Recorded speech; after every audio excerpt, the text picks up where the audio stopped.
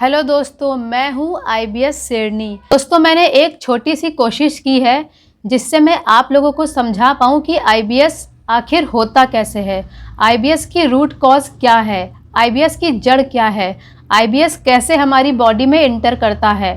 दोस्तों, मैंने एक छोटा सा प्रयास किया है कि कहानी के माध्यम से आप सभी को समझा पाऊँ।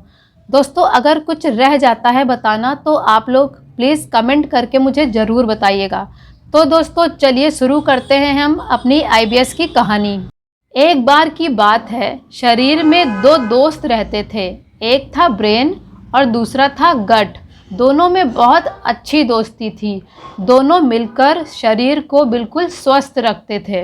एक दिन गट ने ब्रेन से बोला, ब्रेन मुझे सिग्नल भेजो ना, मैं सब कुछ ठीक से काम करना चाहती हूँ, मैं खाना पचाना चाहती हूँ, शरीर को स्वस्थ रखना चाहती हूँ। ब्रेन बोला, गट मैं कोशिश तो कर रहा हूँ लेकिन मेरी हालत ठीक नहीं है। स्ट्रेस, तनाव, टेंशन ने मुझे कमज़ोर कर दिया है। मैं सिग्नल भेजना चाहता हूँ लेकिन मैं नहीं भेज पा रहा हूँ। मेरी हालत बहुत ख़राब हो चुकी है।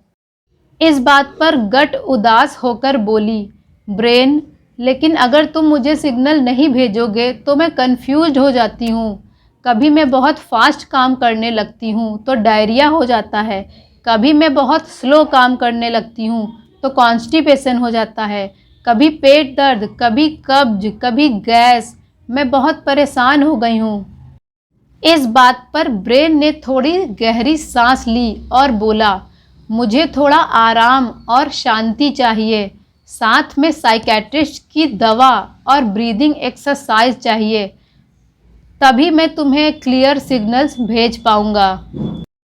तभी शरीर ने साइकेट्रिस्ट से ट्रीटमेंट लेना स्टार्ट किया, साथ में ब्रीदिंग एक्सरसाइज और डाइट पर ध्यान दिया।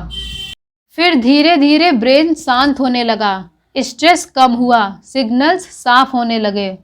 फिर ब्रेन ने मुस्कुराकर कहा, गट अब मैं ठीक हूँ, ये लो सही सिग्नल्स, मैं तुम्हें भेज रहा हूँ, तुम अच्छे से काम करो। गट खुश होकर बोली, अब मैं परफेक्टली काम करूँगी। और फिर ब्रेन और गट दोनों ने मिलकर शरीर को हैप्पी बना दिया। दोस्तों, तो कैसी लगी कहानी? मेरा ये छोटा सा प्रयास कैसा रहा? क्या आपको समझ में आया? अगर कहानी अच्छी लगी हो तो प्लीज़ कमेंट में ज़रूर बताइएगा, मुझे बहुत खुशी मिलेगी।